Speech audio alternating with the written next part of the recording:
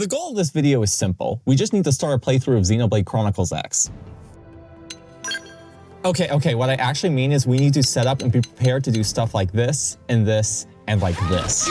This game has leaderboards that are highly competitive and we are gonna compete. This is gonna be a little fast paced, so let's jump right into it. Game starts, we walk for a little bit, we can do a jump to save a little bit of time, and we watch an opening cutscene. We need to run to the first boss, and about this video being fast paced, let's talk about the game's movement mechanics because it actually has some unlike every other Xenoblade. Okay, now that's too fast. There are gonna be some people who've never played the game before, so what is Xenoblade X? It's an open world game, you can do stuff in the world, and it even has the stupid overworld towers. Also has very in-depth combat mechanics that are reminiscent of MMO games like World of Warcraft or Final Fantasy XIV. We will be explaining parts of this throughout the video as specific mechanics become relevant, but the basics is each character has one melee weapon and one ranged weapon, and attacks refill on a cooldown. Lastly, the game has online with leaderboards, and our end goal is to prepare our save files be competitive on these leaderboards. Just a warning, this video is going to develop into a Minecraft hardcore. I cleared a 4,000 by 4,000 area of the world where I'm gonna build my mega base with 16 full netherite beacons.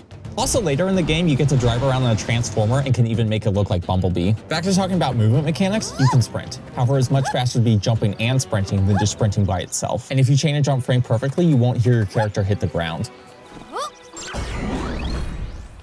The second mechanic is that when you have your weapons drawn, you move much faster. And this can be combined with jump sprinting for even more speed. You can even do the frame perfect jumps with no landing sound.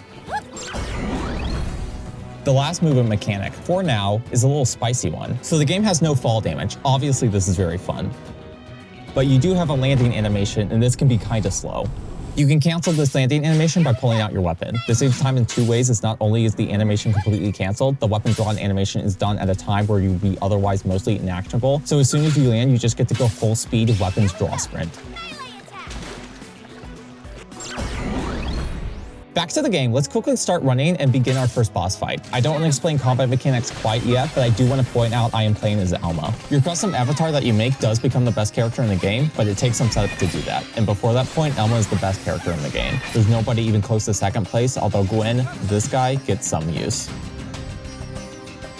How much damage was that? I didn't see it. I just saw the HP bar go from full to naught. We quickly finish the first boss fight. We start chapter 1, we skip every cutscene. It's only cutscenes. We start chapter 2, skip every cutscene, do the super basic boss fight, then start chapter 3. By the way, I will be skipping every single cutscene, even the new ones. This does bite me in the ass at one point. Do you think I'm just gonna be jump scared with something didn't foresee? Yes.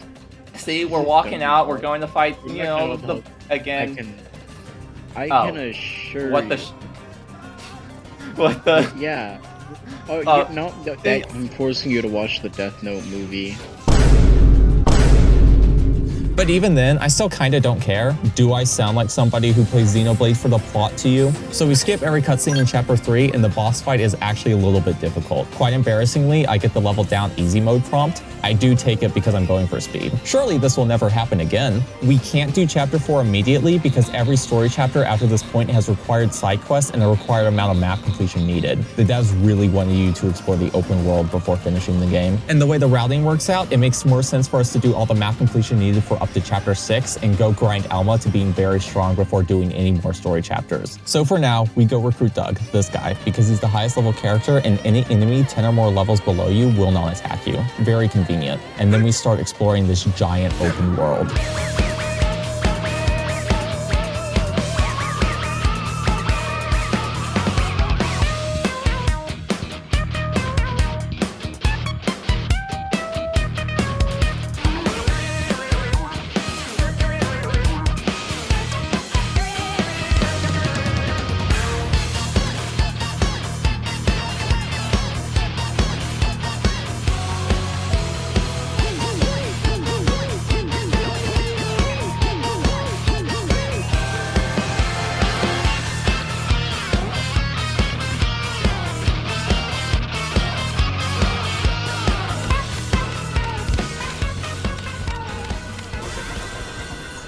Woo! Just to reiterate, the reason we need map exploration is that the game will not let you start story chapters until you explore the world. This is the amount of map exploration we just did. This is not enough to beat the game, it only gets us to chapter 6, but given we haven't even started chapter 4 yet, we're already planning pretty far ahead. We can actually do all the map completion needed to beat the game right now. There's absolutely nothing stopping us. It's just chapter 6 is really important because that's when you get your Bumblebee Transformer car. This is what's required to beat the game. The 15% game completion is completely new, was not a thing on Wii U. Given we're already talking about the end of the game right now, instead of immediately jumping into the next section of the run, let's explain what each section of the run is so that we have in our mind what the larger route is. First is completing chapter 1 through 3. We already did this. Second is map exploration for chapters 4, 5, and 6. That was the snappy montage you just watched. Now, just because we got the map requirements for Chapter 6 doesn't mean we can beat it. We have done basically no battles so far. We are weak. We are losers. The Chapter 4 boss will just kill us. To solve this, we need to do a little bit of grinding. This is the next session coming up and where we're going to start explaining some of the combat mechanics. Then we go complete Chapters 4, 5, and 6. At that point, we'll be able to drive around in a mech, and it gives us completely new movement mechanics, and it drives fast. So that's when we do the entire rest of the map completion. Then we need to become even stronger for the rest of the game, so we need to become level 30, then use something that unlocks at level 30 to master all job classes on our playable avatar. And once we do that, we complete the entire second half of the game. If you were expecting more, no. Takes like 45 minutes. The game just throws some cutscenes that you can skip and tells you to kill some enemies. The only story chapters that exist are 4 and 6. So to the next section, we need to level up our characters. Specifically, we need to get Alma, the strongest character in the game, to class rank 15. She can do this by herself, but it's faster to use this guy, Gwen. Once Alma reaches rank 15, we never use Gwen ever again. He is the robot from Rick and Morty. And now, we get to talk about combat mechanics. So Gwen needs to kill some enemies to level up Alma, and the most important tool for doing that is the quick recast bar. This thing is insane. Before the re-release happened, we thought this would be okay. We were idiots. By pressing the Y button and using the bar, you can react an attack without having to wait for it to recharge. But not only that, every attack has a second charge that gives an extra benefit, such as, for example, 2.5 times as much damage. The quick recast bar gives you the whole ass extra cooldown. So to start, we go kill these level 17 Ovises outside NLA until Gwen learns offensive stance. And then the fun part. We are only level 17, but we are going to go kill some level 32s who are twice our damn level. You like math? No? I'm sorry, but we have to talk about multiplication. Offensive stance at max level multiplies your damage by 3. Just times 3. You win. Can't get it to max level right now, but it's still absolutely insane. And then you have the Art Power Dive, which is another multiplier. Gwen has also learned the Art Ultra Slash, which is a really powerful attack that has another multiplier for attacking from behind. And the Quick Repass Guard for secondary cooldown, we multiply the damage again. The result of all this multiplication is we do 26,000 damage. We just started the game. We have almost nothing. This thing's twice our level. This is insane. By the way, if you're struggling a little bit, over here, there's some level 20s you can do this to instead. It's slower, but safer. We kill enough alien pigs to get Elmo to rank 15. We start chapter 4, use Gwen on the boss fight, then never use him ever again. It's now Alma eating time. Alma is the Full Metal Jaguar class. This is by far the best class in the game. It comes with tools like Blood Sacrifice, Shadow Runner, Executioner, Side Flex, Primer. Let's explain them in that order. Blood Sacrifice Gives you 1000 TP. TP is just what this game calls its magic point system. It's a number that goes up with some actions and you spend it to do other actions. Shadow Runner. Doubles your attack stat and then adds an extra multiplier for doing damage from behind. Not only is it super busted in combat, it's a movement mechanic as well. When you use it, enemies will not attack you no matter what, so you can skip a whole bunch of segments just by using it out of battle. Executioner Is a win button.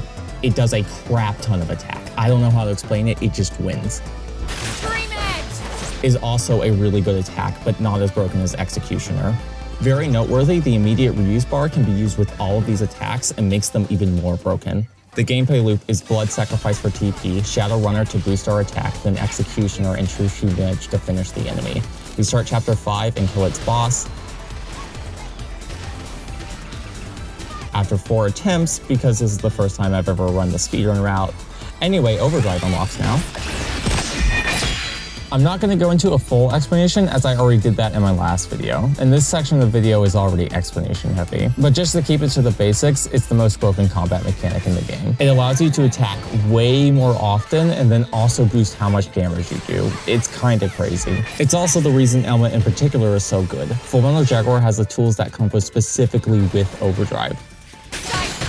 It's a purple arc. By the way, the arc colors matter for Overdrive. What purple does is give you TP per hit, aka the reason why Blood Sacrifice is so good. And it has a faster animation than Blood Sacrifice and gives you twice as much TP. It's green. Those extend the timer so you can be in Overdrive longer. Also a very fast animation. It's a very fast and spammable multi-hit attack. Your Overdrive counter goes up by 1 per hit. The reason you want Overdrive count is that it's what all your bonuses are based on. So by using Elma's Overdrive tools in combination with her very high damage Shadowrunner and Executioner combo, we can shred through the boss of Chapter 6, and then after Chapter 6, we can get even more crazy. So you thought Gwen killing enemies almost twice his level was cool? Elma's gonna kill enemies 3 times her level. Outside NLA, there's these level 60 enemies. Oh yeah, Elma can build up Overdrive count on these level 9s. Then with a high count, she can Shadowrunner Executioner these level 60s in 1 hit. At level 20. Yeah. So we kill 3 level 60s and we get to level 30, which is very important for something coming up. The Switchport added a mechanic that when you activate Overdrive, you do a huge damage burst. This was not on Wii U and makes this farming strat way more difficult, but still possible. Given that this was the first time I ever did a speedrun, I needed to use a much slower but safer strat of farming these level 40s. There's one more combat explanation coming up, but let's take a break. We just beat Chapter 6, meaning we now have the funny Transformer car. This means we can get all the map completion needed to beat the game. Also related to scales, the Knuckles jump from Sonic Boom is in this game. I'll explain it in a bit, but I need to give my voice a rest, so let's do a little exploring.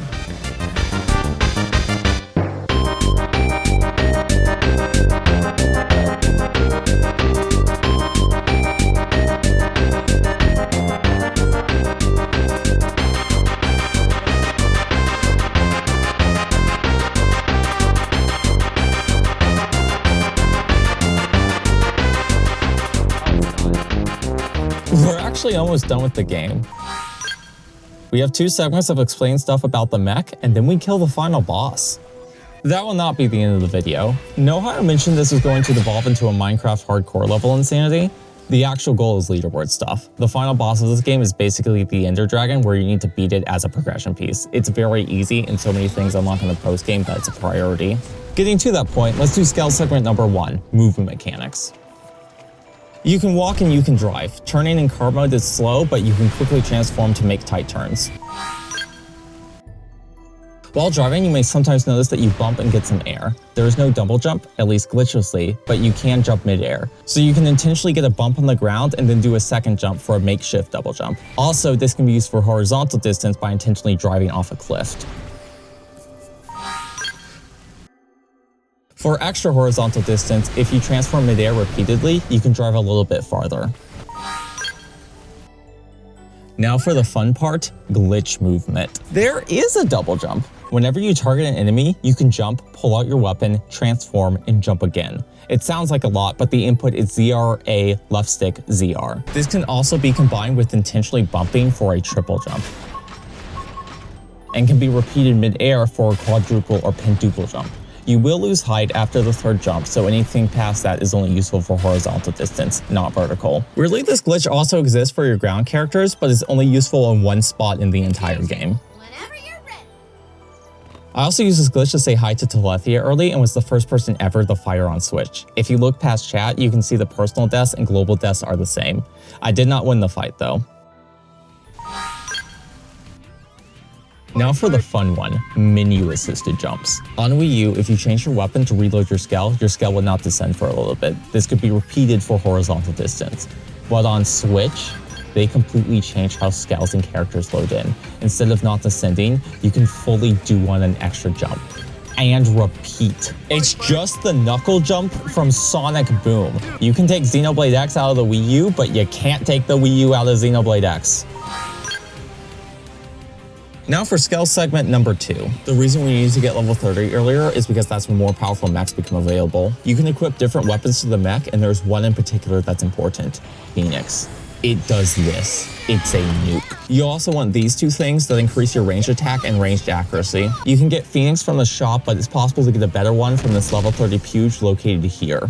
Now to finish our build, we just need to craft a few Therite Slayer augments from this terminal. These increase the attack damage to a specific type of enemy that we are about to kill a whole bunch of. The speedrun uses a different strat than what we're about to show off. They craft Insectoid Slayers and kill these enemies located here. This is faster for mastering one class, which is all the speedrun needs, but given our end goal is past beating the game, we want to master all classes. This strat is going to work no matter how late in the game you are, so you can follow along at home. Right next to the Puge we mentioned for the good Phoenix, there is this ravine, and this ravine has a cave. There are two ways to get up here. You can either use the double jump glitch, or you can drive up this side, fall down, then use your mid-air jump to get under this grating and onto the platform. Inside this cave, you're going to see a whole bunch of level 60 enemies, and in particular, these bat things. This is the third time in the video we're talking about enemies twice our level, and you know what's about to happen. Very important, make sure you apply both your ranged attack and ranged accuracy buffs, then send Phoenix. Most of the time you'll kill every bat, but sometimes one can evade an attack and it can destroy your skull. Its evasion becomes even higher if it lives, so what you should do is get out of your skull and intentionally die. This is so your skull doesn't get destroyed and you can quickly reset up. I know you're gonna think, it's so close, but don't. It has 1 HP in a dream, and that's all it needs to kill you. Remember to constantly switch classes every time you master one. The game will not switch classes for you, and after about 50 minutes, you'll have mastered every class in the game. The Switch version has actually massively increased the amount of class points you get from the Wii U version, which is a very good change. These enemies also drop a whole bunch of good weapons and armor. This is my first ever 3 trait in the game, by the way. Still using it 200 hours in. I also got from this place a potential up ether dyads, which is one of the best weapons in the game. Getting one this early is huge. We were already gonna rip and shred through the game, but now, here's me one-shotting the Chapter 7 boss, and the Chapter 8 boss, and the Chapter 9 boss. Chapter 10 boss is this giant mechanical fortress. Surely, oh, nope. I know we're blazing through the entire second half of the game, but there's not too much to talk about. The only new tools we have is another 2.5 times damage multiplier and a new buff that just makes us... Like, I don't know, Chapter 11 by the way, but you press the green win button and then the yellow win button and the final boss just dies. Oh, come on, it's the final boss. You can't just half a sentence it. Oh, it died again. Oh, and you're showing the replay for a third time. I was expecting more. Guess we're in the post game now. Game's done, we beat it. Now this is where the video truly begins. We get to do all the fun post game stuff. After Chapter 9, you get the ability to fly. First thing we're gonna do is get every open world tower.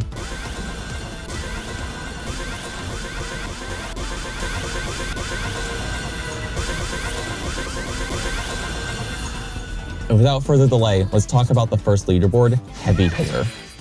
This board took my sanity. The first 3 days of playing the game were just mind-numbingly killing the same enemies over and over and over for materials. Okay, what is this leaderboard? It's doing the most amount of damage possible. And unlike the Wii U version, it's possible to hit the damage cap. There are actually 8 different heavy hitter leaderboards. They are separated by arm manufacturer, which is just an arbitrary property that weapons have. All it does is determine what random traits a weapon can get, and it arbitrarily separates this leaderboard into 8. 2 of these leaderboards are super easy to cap, so easy in fact that they both completely filled up during the time it took to edit this. God, it's been over a month. 3 of these are complicated, but not that difficult to cap. 1 of these is absolute hell to cap, and 2 actually can never reach the cap, so they're pretty competitive. The next video I'm going to be making is going to be about all the heavy hitter leaderboards, so I'm only going to go into my journey of capping the 2 easy ones right now. First thing we do is beat the brand new Switch exclusive Chapter 13, and I really disagree with spoiler warning this, but spoiler warning? There's a new playable character in the Switch port. It's a guy named Al. That's the spoiler. There's a guy named Al in this game. Do you feel spoiled? Do you? If you ignore the warning, you might be guessing he's a spoiler because he starts as a villain. Nope. Joins your crew the immediate second you meet him. Maybe he's from another game? Nope. Completely new character no one would recognize. Xenoblade players either think the Weird Al show is a spoiler or they just don't like Alpharad. Anyway, we need him because he has 2 really good arts. He has an entirely new buff to all your attack stats. It's completely busted and not balanced at all. And he has an attack with 2,800% hit scaling. I have no idea why Monolith thought this was a necessary addition. But once we complete Chapter 13, we craft 3 melee attack XX augments, upgrade the melee attack on our arms to XX, and a few overdrive gain TP augments. To do that, we need to upgrade our scout. Specifically, we need M missiles. Phoenix allows us to target multiple enemies, and missiles allows us to target multiple appendages on one enemy, which is really useful for getting materials. To then make it more useful, we need to spend the next few hours killing these enemies over and over again to craft crusher pin augments, which allows us to break appendages even more easily with the M missiles. We are now 16 hours in. We are going to spend the next 24 hours of gameplay killing these enemies over and over and over and over and over and over and over. And hey, we hit the cap! Again, next video is going to be in way more detail about this, but basically you have one party member inflict ether res down, we have Al use the new attack buff, and then we use offensive stance. We actually talked about this back when we were using Gwen to kill level 30s, and we also use power dive as well. Then we hit the enemy with the 2,800 hit scaling art, which is, why did you add this Molosoft? Why? My melee attack isn't even that high, and I just hit the damage cap. Like, what the hell? Got second page on Meredith Heavy Hitter and first page on the 6 stars Heavy Hitter. Now, I've been playing the game nonstop for 3 days straight, but I can't stop now. I need to do the knife Heavy Hitters next. I'll explain these in the next video. They're decently complicated. Basically, we have a way higher melee attack stat and give the enemy every sickness known to man. We're now 80 hours in, but guess what? There are more boards to cap, such as the money obtained board. Sadly, this one's gonna end in tragedy. So this game has a mechanic where you can recruit other players' avatars as NPCs. This is both the best way to get reward tickets, which allow you to craft weapon traits, and it's been recently discovered that the reward scout gives are deterministic, so some scouts always give Bongilium, which is extremely valuable. These scouts are also useful for the money obtained leaderboard. You spend money to recruit scouts for a certain amount of time, and you get a refund based on how much money you have left. That refund counts as gaining money. Yeah. The leaderboard's not about gaining money, but instead running a Ponzi scheme to pretend you have money. If you recruit 3 level 99 scouts for 12 hours, then immediately release them, you'll gain 3 million on the leaderboard. By repeating this 300 times, you'll completely cap the leaderboard. As I was doing this, I suddenly had competition. I needed to lock in, and I did. Except I didn't. My game glitched. I'm stuck at 999 million and can never get higher. I was the first person to ever glitch any leaderboard like this, meaning I was so good at the game, Malnosoft said no. I should be number 5 on the board, but now I'm gonna be pushed completely off. I beat you, Hanukkah! We had a shared moment, and I won! At least Sophia's on here. She was a really good Wii U player, like really good. Monolingual Spanish, by the way. This also happened to all these people and more on this board. Also happened to this guy on the healing leaderboard, which is actually going to be the next one we talk about. This also happened to a player named Necro on the heavy hitter leaderboard. He should be around spot 40-ish, but is now not even on the board. Also, literally as I was printing this page to voice, Necro and his team got the world record for global nemesis kills. What's even more amazing is that this was their second time playing together and 10th attempt overall. Necro, Chris, and I were casual on Wii U, but are completely new competitive players for Switch. Baron is 100% completely new to the Switch port, never played Wii U at all. Okay, so now the final board before we take the third and final break, the healing leaderboard. This is the final leaderboard that caps, so doing it early is a priority. It's just how much you heal yourself. So get into a battle and heal yourself over and over and over until you've healed 1 billion HP. Also, in complete honesty, I cheated this leaderboard. So I capped the money leaderboard fair and square, but the game cheated me out of it, and every yin must have a yang. If I was cheated off a leaderboard, I must cheat myself onto one. I went to GameStop and bought a turbo controller. I set up in a position where I could not be hurt by the enemy and the enemy could not hurt me, and I calculated that it would take 30 hours of my controller repeatedly mashing the A button, so about a day and a half of AFKing.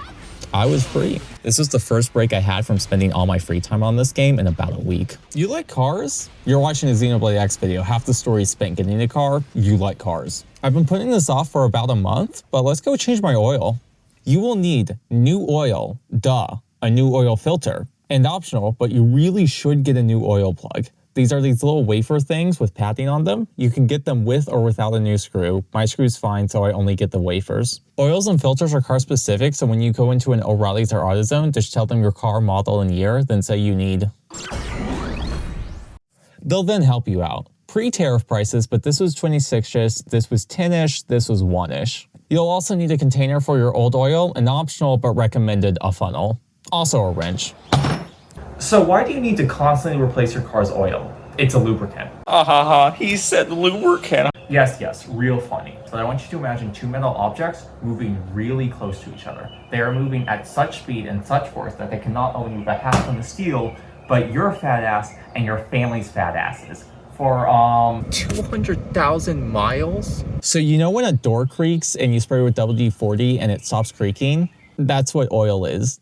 Imagine that door creaking except it's your car engine.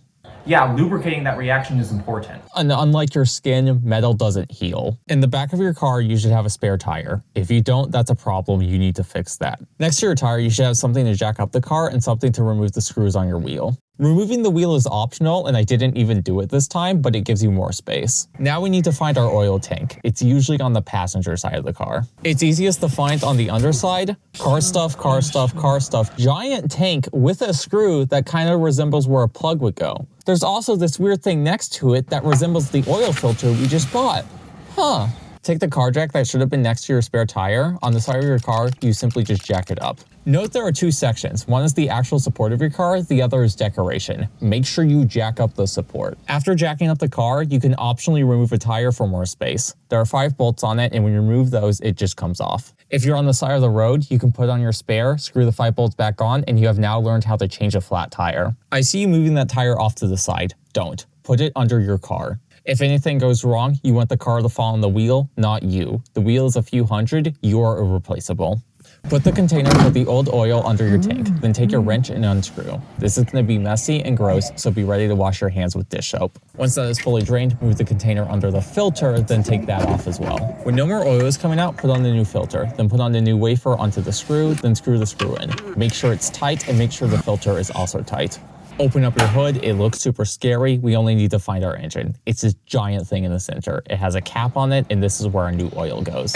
Take the cap off, optionally but highly recommended, use a funnel, then pour the new oil in. You will actually not use the full bottle. Got a little bit left. We put the cap back on, we close our hood, we put our wheel back on, we then lower the jack. If you're curious what to do with your used oil tank, most O'Reilly's and AutoZone places have a free disposal service. Depending on your country or state, this might be mandated by law, such as New York, for example. Was that a fun segment for you? Because it actually was for me. It's been about 30 hours since our last segment, so... back to not having fun. Crap. Let's talk about some of the last few leaderboards, then end the video. So related to healing, there's a board for the amount of times you heal a scale. The amount you heal is irrelevant, just the number of times. This does not cap, so will stay competitive, and you can grind it using the same setup. Make sure the scales only have melee weapons and tell them to assemble. Then repeatedly press A while watching a movie or whatever. I specifically told my party members to get out when maxing the Halo leaderboard. Using turbo on one board right after you got a glitch and not wanting to waste multiple hours just to be glitched again like this guy is, I think, understandable. Doing this on a second board that doesn't have a risk of glitching is less understandable. Just wanted to mention the setup. If you want a non-turbo controller setup to cap the Halo leaderboard, Archenight has a pretty good video showing off what he did. Should take about 8 hours to cap the board. Related to AFKing, but not cheating this time, there's a leaderboard for falling into this pit. Yes, really. Skip travel to this location, then use a rubber band to make your controller stick point left. That's the board. Also, before anybody gets snarky about rubber band not being the official Nintendo hardware, Nintendo Labo. Checkmate.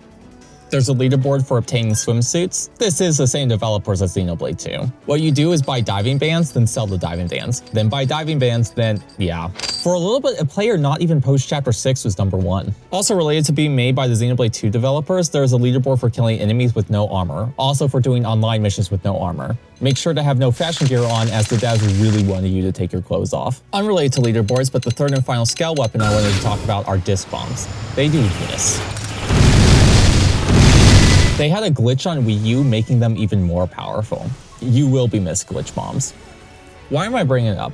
Just wanted to finish the farming skill. Disc bombs for killing the enemies quickly, and missiles to break appendages, Phoenix to take out a group of enemies. Using this, you can get any non-super boss material in the game. It's so good, I have not even crafted an Ares 90, which is the post-game starter skill. I'm bringing it up because you need 2 disc bombs with the missile mag trait on them. I got so unlucky on getting the second one that I got onto the first page of the Naked Slayer trying to get that one item alone. If you want some for yourself, best place is to get them right here. Hopefully you get luckier. There's also a leaderboard for skip traveling. Do this in Primordia, as that's where rain is most common. There's a leaderboard for getting rain weather.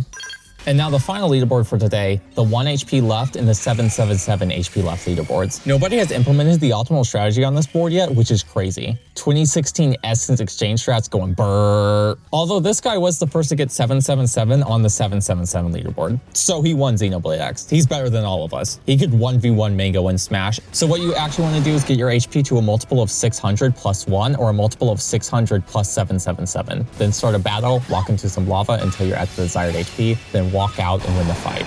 Don't try to accidentally change it, please.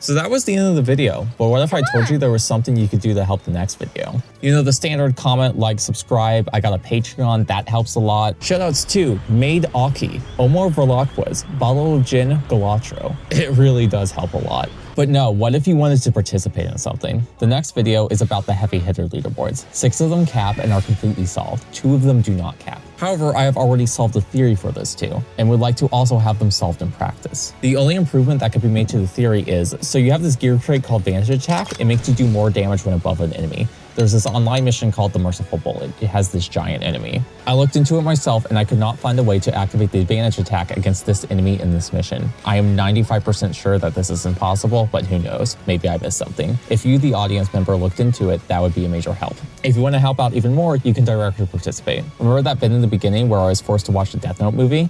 That is a public XCX Discord server. It's not mine, I don't even have mod perms, but it's where I hang out. If you want to be in the next video, you can ask for the heavy hitter support role that me or other hitters can ping for. These heavy hitter boards require 4 people. Do you know how difficult it is to get 4 people on at the same time? I want my next video out way faster than this one, so that's why I'm asking for the community's help.